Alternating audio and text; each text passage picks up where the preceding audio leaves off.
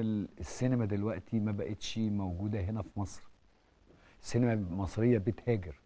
بقت الأفلام اللي بتتعمل يا إما الكوميرشال اللي بيتعملوا في العيد الفطر وعيد الأضحى، وبتلم الإيرادات من السوق وتروح بره في الخليج تتباع بفلوس كتير جدا وبيستمروا.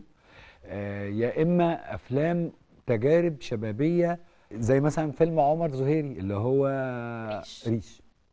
يعني الفيلم ده حصل جدل عليه، اتفقت ناس معاه واختلفت ناس معاه، بس احنا كنا قدام سينما مختلفة، تجربة جديدة. التجارب دي ما بقتش متاحة كتير، ما بقاش في منتجين. جابي خوري اللي كان بيتحمس للحاجات دي ما بقاش زي الأول. ناس كتير من محمد حسن رمزي ما بقاش موجود. نصر وأوسكار والماسة اتفككوا، ما بقاش موجود غير في هشام عبد الخالق بيعمل بعض في كل سنتين يعمل. حلوة قوي حضرتك حطيت ايدك، ما كنتش عايزه اخش في الموضوع ده بس ايه السبب؟ قول لي ايه السبب؟ في ليه إيه؟ النهارده شركات الانتاج السينمائيه ما بقتش موجوده بكثره وبتنتج؟ يعني يمكن من بعد الثوره واثناء الثوره الوحيد اللي كان بينتج كان هو السبكي. اوكي، وطبعا دي كنا نرفع له القبعه انه فضل مستمر لغاية طبعا دلوقتي. لغايه دلوقتي طبعا وبيقاوح وبجد طبعا وبيحاول، فبجد يعني مشكور. بالظبط، الله عليك. في شركات تانية كتير قوي بدأت تتراجع، ما بقتش عايزه، مش ما بقتش عارفه. مش بتتراجع، ده في شركات خانت، انا من وجهة نظري انها خانت السينما المصريه. انا اسف جدا، اوسكار، معلش انا يعني ما ده اقصدش بالعكس اتكلم عن اشخاص، بس اوسكار دي كسبت من السينما المصريه قد ايه؟ خدت من الجمهور المصري فلوس قد ايه في الافلام اللي كانت بتعمل؟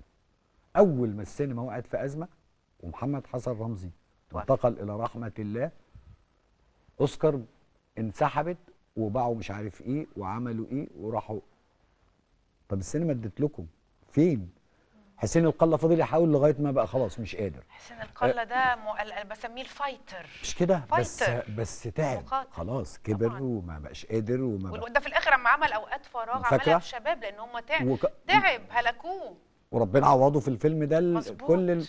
يعني اقصد اقول فين ناس كتير كتير بعدت عن الساحه، بجانب ده جزء الخاص بالحاجات اللي من جوه. لكن احنا عندنا مشكله تانية، ان دلوقتي انا اسف، ما انا برضه هتدخليني في حوارات صعبه، ما بحبش اتكلم. انا اصلا كنت بشتغل صحفي وانا طالب في المعهد. هو المشكله يعني في عوامل خارجيه هي اساسا، يعني هم السينما المصريه اصلا تم شرائها، انا اسف، من ساعه جود نيوز، ما تم بيع افلامنا او مثلا.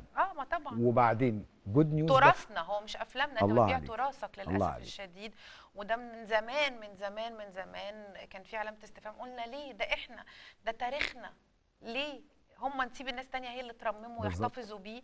احنا اللي المفروض نحافظ بيه ونرممه. بس للاسف ما عملناش كده. بالظبط. وتيجي شركه زي مثلا ما جت شركه جود نيوز دي، مع احترامي جدا للاستاذ عماد الدين اديب، جم دخل السوق المصري بكاتيجوري تاني خالص، ملايين بتدفع وبتتصرف على الافلام في الوقت اللي خلاص بقى المنتج اللي معاه اللي كان بيعمل فيلم ب5 مليون ولا ب6 مليون مش هيقدر ينافس.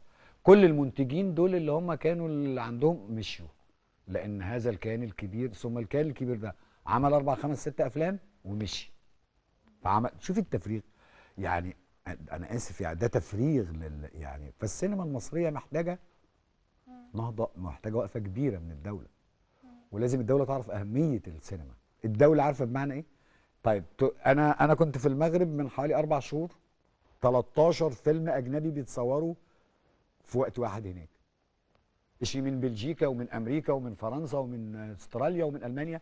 ايه يا جماعه؟ قال لك لا، ما احنا هنا احنا بنسهل، اللي عايز يجي اهلا وسهلا.